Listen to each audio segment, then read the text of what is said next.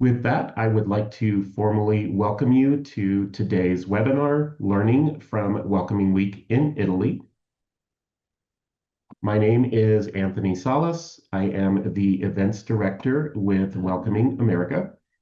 And before we begin, I'd like to go over just a few housekeeping items with you. Today's webinar is being recorded, and in the next few days, you will receive a link to the full recording. In an effort to provide a secure and welcoming environment, all AI recording bots will be removed as we are providing the recording to you. If you need any technical help, please use the chat feature related to any Zoom questions you may have. And if you have any questions for our presenters today, please use the Q&A feature to enter your content questions, and we'll respond to those at the end of the presentation. And it is now my great pleasure to introduce you to my colleague and coworker, Christina Pope. She is the Senior Director of Welcoming International and Welcoming America. I'll go ahead and turn things over to Christina. Thank you, Anthony, and hello, everyone. Thank you for joining us today from Italy, North America, and in fact, around the world. I see attendees from several other countries as well. For those of you who are not familiar with Welcoming America, we are a US-based national nonprofit organization that leads a movement of inclusive communities working to ensure everyone belongs and are valued contributors to the success of their communities. Our member network is made up of 300 plus nonprofit organizations and local governments from across the country who benefit from peer learning, technical assistance, and access to member-only events and communities of practice. And if you'd like to learn more, you see the website here, welcomingamerica.org. Next slide. Through Welcoming International, we foster and connect welcoming communities actually across the globe. We convene the Welcoming International Alliance, which is present in more than 650 localities across 7 countries. We strengthen welcoming narratives through Welcoming Week, and we provide global peer learning programs for local leaders. Today, I'm really excited that we have the opportunity to dig deeper into one of those initiatives, Welcoming Week. Welcoming Week is a campaign pairing local action with local narratives that tell the stories of welcoming communities. Every September, event hosts across the world collectively host more than 2,000 events that bring together migrant and non-migrant residents for activities that foster connection and advance local inclusionary policies. Our focus for today is on what we can learn in particular from Italy's experience of activating Welcoming Week.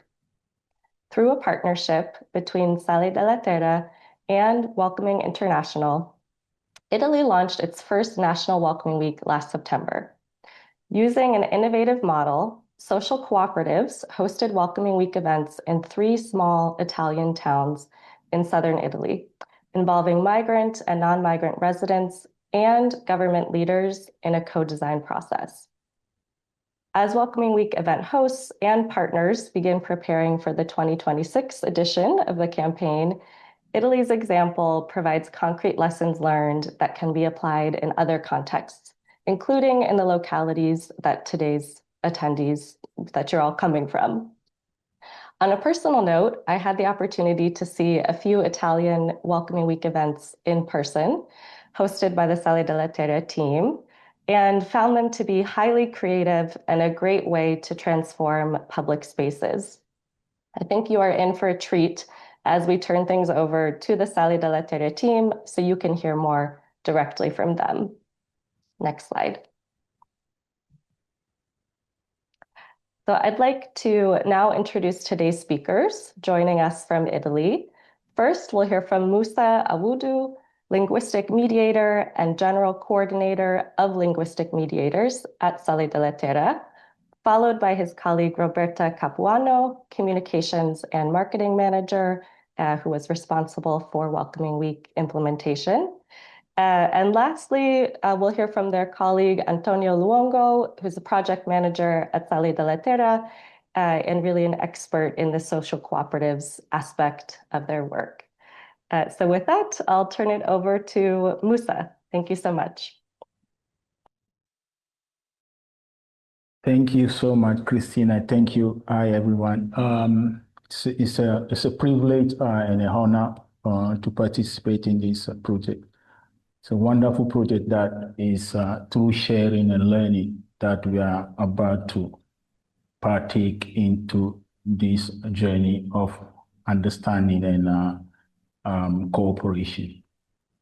My role as a cultural mediator, today I'm going to present this slide just to pinpoint some highlights that is more important to get, to know this type of a role that we have in the reception centers that we host in small towns in southern Italy. The cultural mediator aspect and the linguistic aspect of this role is uniquely Italian. I mean, if you can remember, Christina, when we came to United States some months ago, I was privileged to participate in several roundtable discussions about cultural mediation and translation, but the differences that I found between the experiences that I had in America and the one that we have here is the cultural aspect of translation in everyday activities and life between service providers and beneficiaries, which means what we call beneficiaries is here in Italy is what popularly known as refugees and asylum seekers. So through a booklet that we have, that is a blueprint that we use, I particularly underlined and took a part in it, which is page 27 of the manual of reception. Next slide, please, so that we can go into details. As you can see, the mediator's role is very important and crucial in the reception centers. It says the role supports and complementary between the service providers and the refugees, the beneficiaries of the service. Actually, it's very professional in its aspect. It's multidisciplinary support.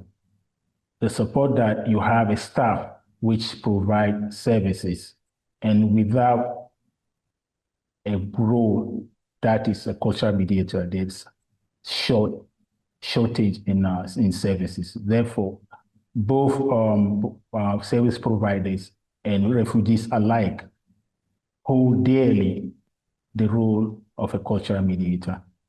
So if you can see, it's just like a bridge between newly calmed and welcomed people to a rural areas where they are about to face new life, new challenges.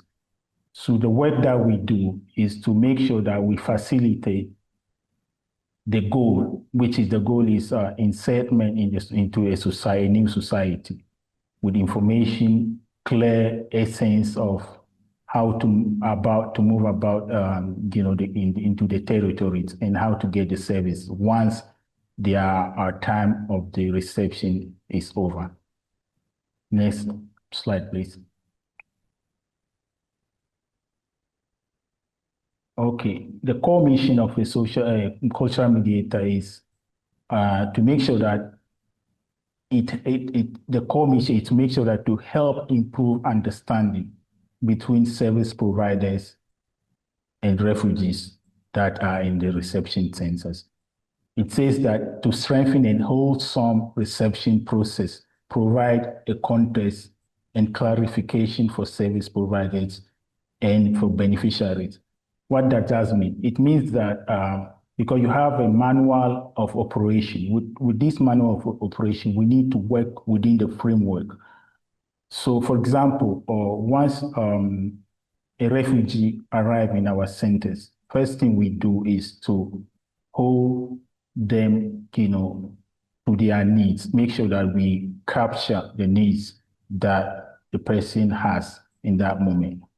And the next thing to do is to make sure that we underline all the needs that is provided into the manual of operation to make sure that each parties have clear understanding of the mission that we are about to partake with them.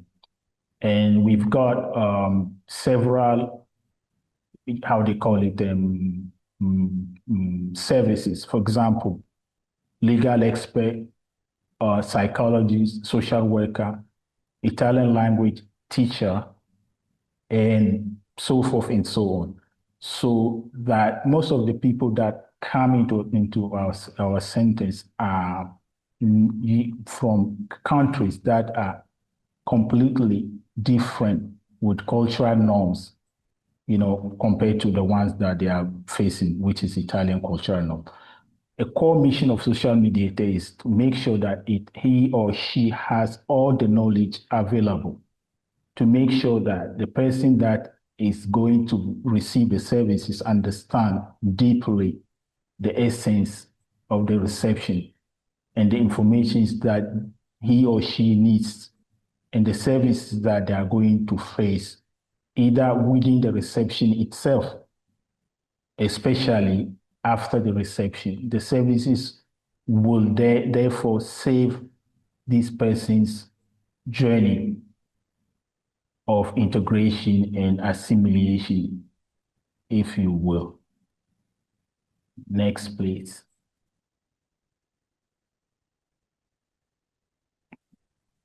Okay, here you have beyond translation, because beyond translation, most of the people get to stop into confusing between translator and the cultural linguistic mediator. It says the language skills alone is not sufficient, because with language alone, you cannot be able to provide 360-degree service that a newly arrived person needs in order to survive in the new society with its norms and culture and the rules and the regulations and the laws. Therefore, you have to know the nuances of the cultures. For example, some societies of Western Africa or Southeastern Asia, a role as important as a psychologist, if not translated well, it gives them a false information. For example, when you said you have an appointment to meet a psychologist, they mostly get perplexed and ask themselves, why do I need to meet a psychologist? I don't think I need one. But you have to then, as a cultural mediator, to try to translate and facilitate the understandings and why, as for why they need to meet a psychologist or in some cases, social workers, or in most cases, even legal experts. Therefore, the nuances of the culture is more important, in my opinion, than the language itself. And when you have those skills and the knowledge, then your translation and the explanation is going to be clear. And then expectations will be more or less acceptable, in the sense that any person that arrives, they arrive with their baggages of their cultures and high expectation. It's the role of a cultural mediator to try to make sure that the person you have in front of you knows everything that is as expected from him, he or she, or what the services itself provides. Therefore, whatever you do, you need to have a clear conscience and a guideline. In most importantly, a goal must be set. Our goal is to have people that are going to be inserted in the society armed with information that they need. Clear cut informations, goal set, and make sure that you are working with reality rather than just dreams. We all have dreams, but the realities that we face is more important. Then when you are able to give such informations and informations that you know that they need in order to be able to get all the necessary tools to face the society that they are going to insert in, then you know that you have done your job. Okay, so you see, it says true mediation is cultural, not linguistic. This is just a metaphor that I just try to insert in the slide so that we all have, the knowledge that we all seek. Next slide. Okay, our guiding principles, it says 3 guiding principles. We have transparency, accessibility, and accountability. I tend to believe that transparency is just as I mentioned before, just like reality, because the expectations of a refugee coming from one country, especially to Western countries, is really high. So they see and consider the services as a stepping stone. And the role of a mediator to try to make sure that all the informations are clear cut information, and especially must be transparency, because transparent gets you where you have to go. So once the transparency is there, the information tend to flow easily. And accessibility, I tend to translate it into availabilities, because if you have most of the centers that we host, we make sure that with our internal politics to make sure that the availability of the cultural mediators is constant. Therefore, once the refugee or service provider needs he or she and make the availability of this, the figure of a mediator is always there to help. And accountability is also the laws that we have of the land, the rules and the regulations that guide us through our journey of reception are clear for everyone to understand. Because some of the things that we have and some of the services that we provide are written clearly into this guideline that we use. That is the guideline that we call operational guideline of reception. So each parties must be able to understand what they do, what is expected from one another. And our journey into this aspect of reception is to make sure that everyone involved get the opportunity to understand their rules and be accountable of their work that they do. Next slide, please. Okay, so the mediator's profile is you have to be pragmatic and realistic, thoughtful and precise. Pragmatic is you don't have to have, we all have our ideals, whether it's political or cultural or religious in some cases. But you have to be pragmatic, trying hard not to be buried by your idealism. Make sure that all you do is based on services. The services is there to explain and to provide.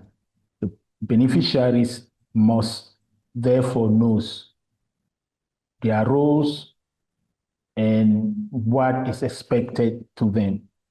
And you have most of the things that we have, we work under a time frame which is sometimes is not even sufficient to have all the tools necessary in order to partake a path of integration. So we're working race against the time. So if you are not pragmatic, it's not going to flow easily. At the same time, realism means that we all have one goal to achieve. Our work is to provide service, and refugees, hopefully, their duty is to receive the services and use those services for their own advantage in order to get easily flow into the system that is providing services that have an expectation also, on them. And the information that we provide must be precise. Whatever we do, we have one goal in head, one goal in mind. We work in tandem with the local government, the communities, with the refugees themselves, with colleagues, and with all the services available in the territory. So one cannot do without the other. So all we do is we work as a unit. So basically, you have to have a balance in whatever you do and clarity in explaining. The cultural aspect of the mediation is therefore important. The most important is the cultural mediators are always available, always there to explain, precise, pragmatic, and thoughtful in their process. Next slide, please. Okay, so that's the end of my presentations, and I hope I've been able to explain within the short time that we have all that we need to know about cultural mediation. I'm open for confrontation and questions. Thank you very much for your attention.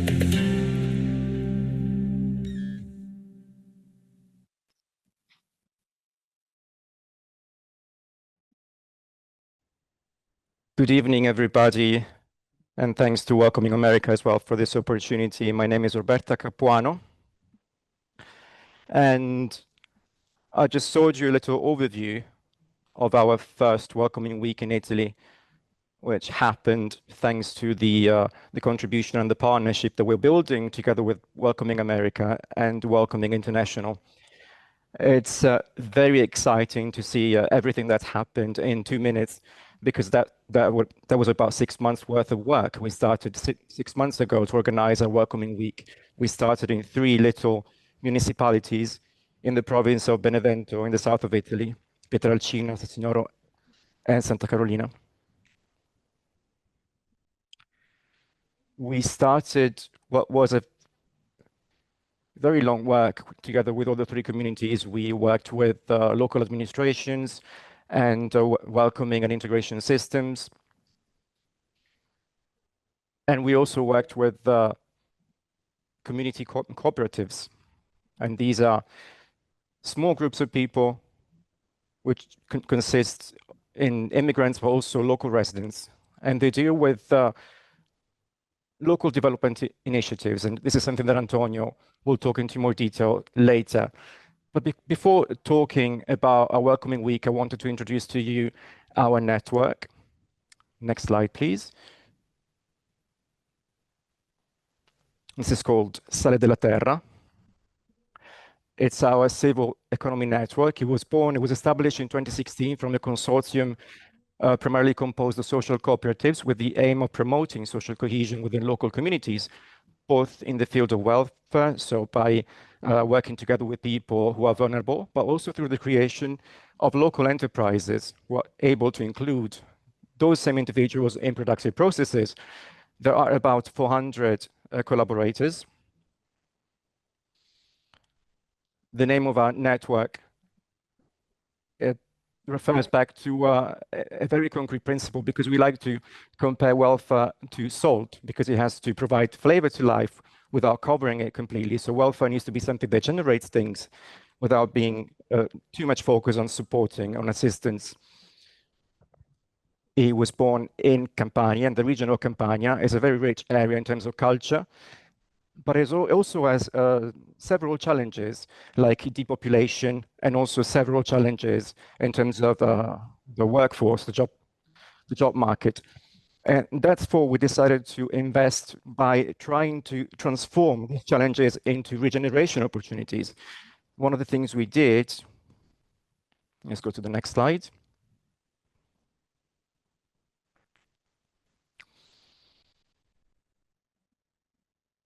One of the things we did is related to welcoming. And this is our reason for being, the reason for our partnership with Welcoming America.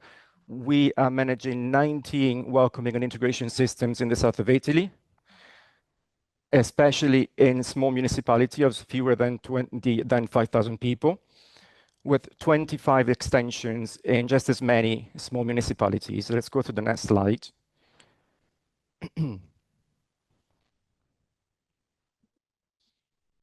And we are promoting this 75 small welcoming municipalities. And these have fewer than 5,000 inhabitants. And we all have in common the Welcoming Manifesto, because we want to promote welcoming initiatives in all these municipalities. Those who want to be part of this network commit to organizing welcoming initiatives, and they work to welcome new arrivals within local communities. But at the same time, they want to create opportunities also for local residents. For us, welcoming doesn't just mean a structured welcoming of immigrants, but it wants to become something that can transform local welfare initiatives. And it's also an opportunity to relaunch the territory from a social perspective. Let's go to the next slide.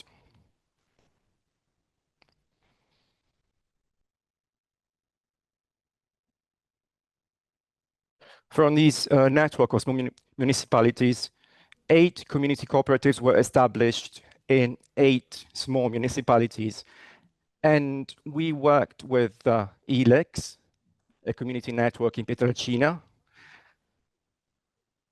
Collabro as well, and Tilia from the municipality of Sassinoro. And as I was mentioning before, these are small communities that consist of people that include migrants, but also local residents. And they are committed every day to introduce different services in the territory. Let's go to the next slide.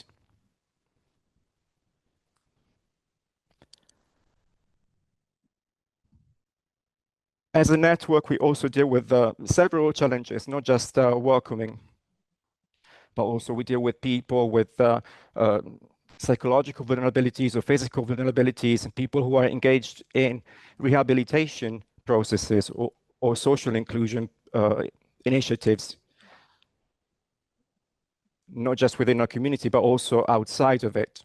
So they're engaged in several pathways within facilities that we manage directly. We have 3 centers that we manage directly in the province of Benevento, 2 centers for people with psychological vulnerabilities. And we're also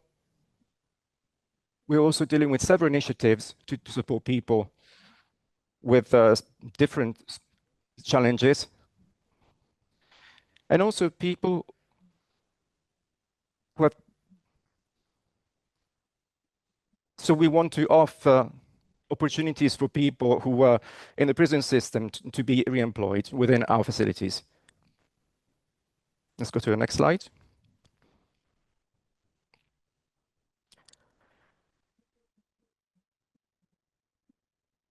We have several civil economy hubs where we deal with people who were vulnerable, are committed with different processes for re-inclusion. Besides cohesive agriculture and inclusive handicraft, we also have a social farm where we do agricultural production, green areas where people with vulnerabilities, young people, young addicts as well, but they can also take part in different initiatives. We also have a network of bistros with a social cafe managed by 12 people with vulnerabilities, together with other tutors and mentors. So they're supported by mentors and tutors. And we also have an eco park at Revota. This is a communal space that we recovered. And this should have been used for one of our events, but unfortunately the events in Pietrelcina were moved over from September to December. They were pushed back. So we had to cancel some of our events. And then in December, we didn't have the opportunity to hold the events in the same location, but we had to move them over to a different location. Let's go to the next slide.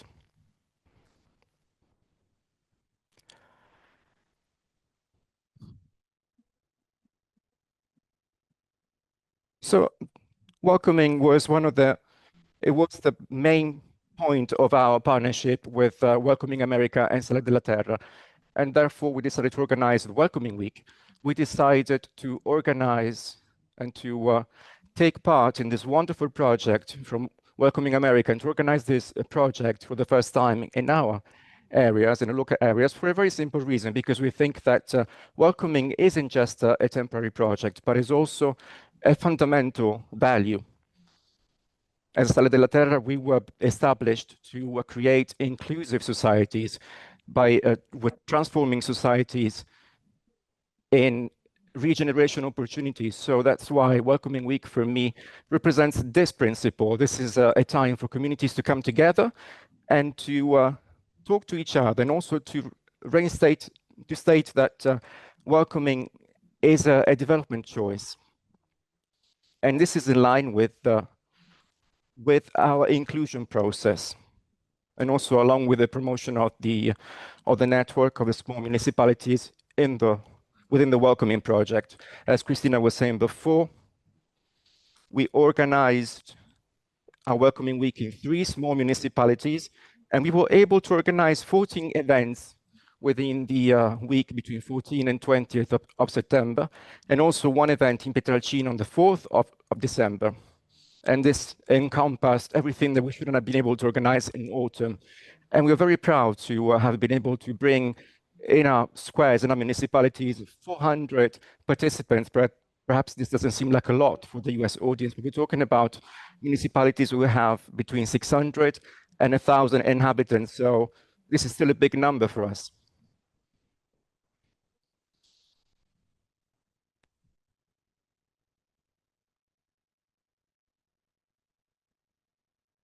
So together with the local population, we designed a mix of events aimed at celebrating local traditions, but also have some entertainment. Two very important elements in terms of entertainment, but these are also very important for our culture.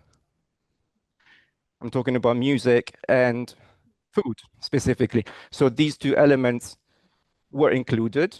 And I wanted to tell you a bit about one performance in particular. We were able to bring over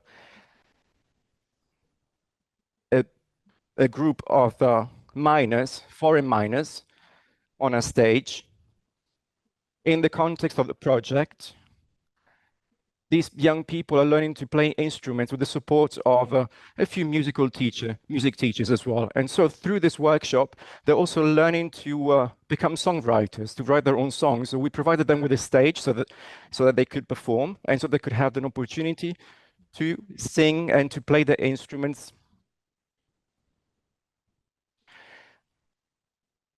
Because music is considered a very important element to bring forward our integration process within our local communities. Music is a universal language.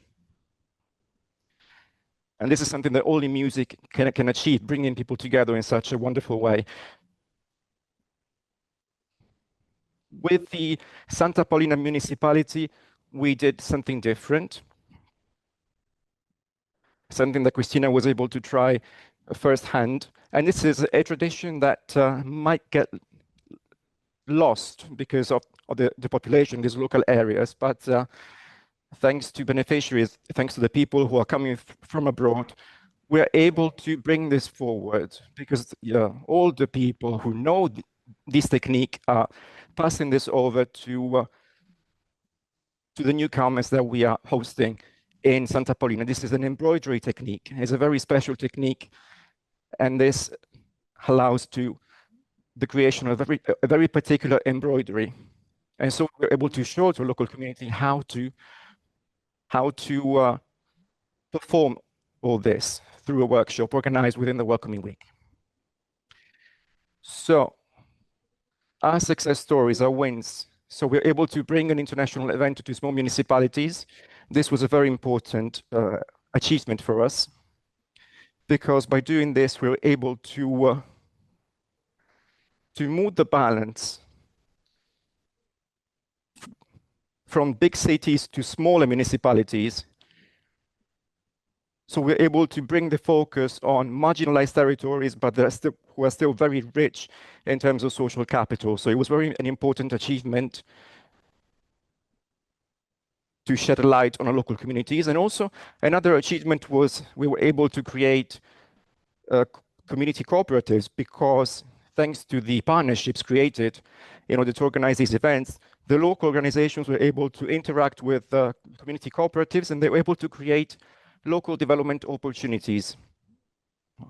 And I'm talking about Santa Paulina, specifically about a sustainable mobility project. And the third achievement was also to strengthen the relationships between mayors, and this happened between the municipality of Santa Paulina and Pietrelcina in particular. Thanks to Welcoming Week, the two mayors were able to have a dialogue, to talk to each other, and so on. And now they're bringing forward a project together,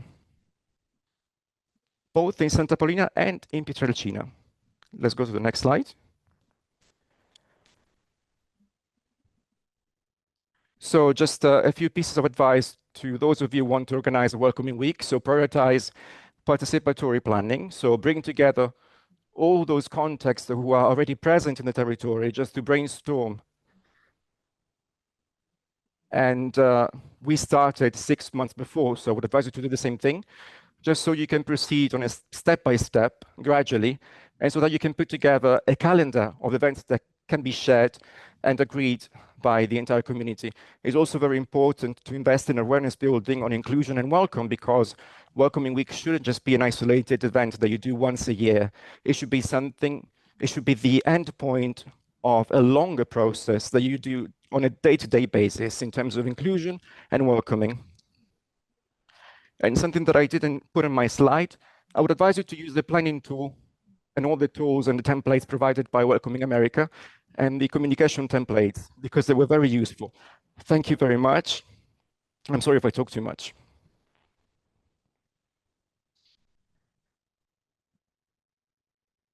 Thank you very much, Roberta. My name is Antonio Luongo. I'm a project management for the consortium della Terra. And I also wanted to join my colleagues in thanking Welcoming America for giving us this opportunity to speak to you all today and to build partnership networks that are getting wider and wider in terms of around the welcoming thing. So I just wanted to explain to you today what are welcoming cooperatives and how they work. This is it's very specific to Italy, because the vast majority of social cooperatives are based in Italy, and social cooperatives were established in Italy for the first time. And this is very interesting. Also, during Welcoming Interactive, everyone was very curious about how cooperatives work. So this is something that I wanted to shed some light on this, because the first cooperative was established within a psychiatric hospital in 1972. And it was created because a few psychiatrists came together and they considered psychological treatment as a tool for social integration. So treating a patient, the aim of treating a patient was also aimed at the reintegration of the person who suffers from psychological issues. So these three doctors included in the mission statement of their cooperatives as members a few psychiatric patients. And so this is how the concept of social cooperative was born. It's a cooperative whose aim is to providing support to people who are vulnerable and reintroducing them into the job market. Their cooperative led to the creation of a different group called Psichiatria Democratica. And in 1978, thanks to this group, a new law was passed that led to psychiatric hospital being abolished. We don't have psychiatric hospital in Italy. We have centers, healthcare centers, where the person is put at the center, and all the treatment pathways, all the treatment dynamics are aimed at reintroducing the patients into society.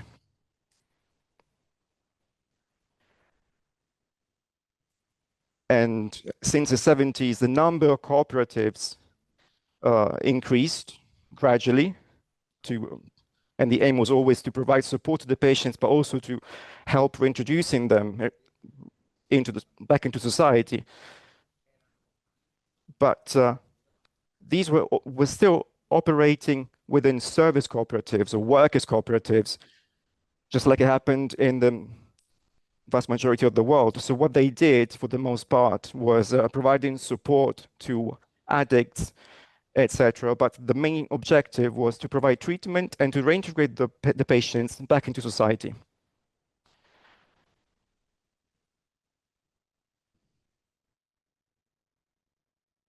And because the number of cooperatives increased gradually over the years, the government in Italy, in 1991, finally approved a law that governed the functioning of social cooperatives. And I wanted to specifically to reference Article 1, just to make you understand what the aim of social cooperatives. So the Article 1 of the law from 1991 says that these are non-for-profit organizations who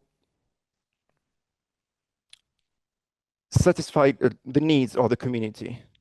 And there is a specific difference according to this article. There's a social cooperatives A, who deals with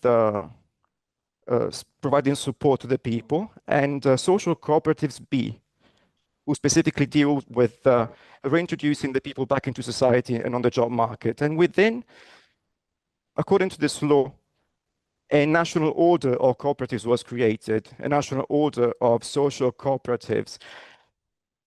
It's a sort of national register of these new organizations. And also the relationships between the cooperatives and the different groups and the different welfare facilities and organizations was also governed through this new legal framework. So what happened as a consequence? This led to the creation of a very intense collaboration between the state and social cooperatives. So the state was delegating some of their welfare functions to the social cooperatives, but a few technical issues arose because social cooperatives, because they were pursuing a very general purpose for the collective interest for the greater good, they had to abide to specific rules for the private market, specifically calls for tenders. So they had to compete with different organizations and different subjects who weren't cooperatives, weren't social cooperatives, and therefore they didn't have they couldn't really compete on the same level as private companies because of market rules specifically. And then over the years, social dynamics changed. For example, and we're going back to talk about the welcoming theme. In 2011, the migration crisis started, and then it continued through 2014 and is continuing today. So this crisis, the social crisis, introduced a new problem, the problem of integrating the new migrants coming to our country and how to create new laws to govern all this. So this new social dynamic resulted in the creation of the Centers for Social Integration that Roberta talked about earlier briefly. So this is a new system for asylum seekers. This is managed by municipalities in collaboration with the social cooperatives. Not exclusively by social cooperatives, but also by other organizations that still operate within the non-profit realm. So volunteering organization, community organizations, so or as we call them, the third sector organizations. So over the past few years, new dynamics have evolved or were introduced, and these new dynamics need a wider range of services and an increase in the number of social cooperatives, but also an increase in the number of non-for-profit organizations available. So to counter or to answer to all these changes, in 2017, the Italian government has reorganized the entire legal framework applied to these organizations, and a new legal code was introduced, the third sector code. So the concept of third sector organizations was introduced. And they're called third sector organizations because the first sector is organized to be the country, the government. The second sector is the manufacturing sector, and the third sector identifies the services. And this was all introduced with Law Decree 117 in 2017, and introduced a different laws, a different set of rules from a legal standpoint. A new procedure was introduced between the public and the private sector, and specifically the social cooperatives. And so the co-designing process was introduced. This isn't a call for tender, but it's more of a cooperative process between the government or the public organization and social cooperatives so that they can get together and they can agree on designing an initiative and bring that initiative forward together. And this is a revolutionary achievement because it takes into account the general interest of the community and allows these new organizations, the social cooperatives, to have a direct relationship with the government and with the different municipalities and the different local entities. So this new law led to the creation of a different type of social cooperative, which is called community cooperative. Why are they important? The community cooperative is important because it still pursues the general interest of the community and it still has its main goal is to provide services and facilitate the reintroduction of the people in the job market.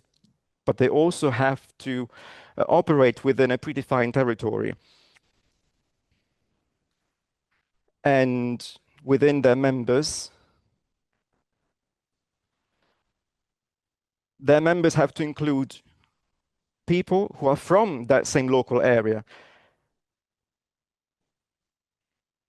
And so that's how we had this idea as a della Terra consortium. So we thought to take advantage of these co-designing procedures for municipalities having fewer than 5,000 people. So by doing this, we were able to combine people who are from the local area, who were born from the municipalities who signed the local welcoming agreement, and also migrants who are included in welcoming projects and initiatives. By doing this, several initiatives were possible within the framework of local development. And so we were able to reduce the depopulation rate of some territories because it's interesting to note that in Italy, 75% of municipalities have fewer than 5,000 people, and the population in those municipalities is decreasing. So our cooperatives are acting on those municipalities specifically.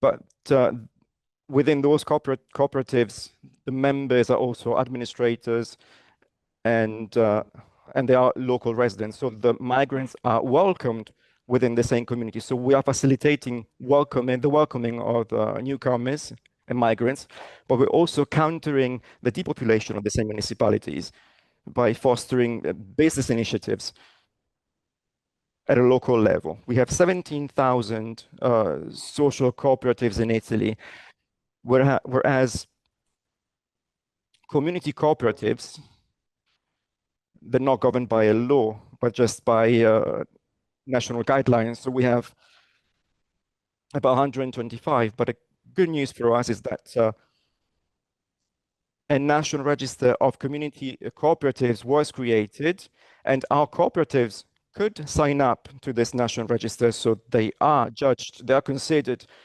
community cooperatives from a legal standpoint. And the approval procedures have been increasing ever since. Just to give you an example, the opportunities through these processes can increase in local territories, and this is something that I can communicate officially. 3 of our community cooperatives, and Cristina had the opportunity to get to know them, Ilex, specifically from Pietralcina, and Collaboro from Sassinoro, were able to win a call for tenders, so to speak. And so they're going to be able to take part in social and an integration project with a value of 2 million euros. In March, we're going to be starting discussions, and we are going to be starting to think about how to activate this new partnership, this new organization, and how to make it sustainable over time. I wanted to stop here. I just hope that I could give you a very general overview of what social and community cooperatives are, and thank you for your attention.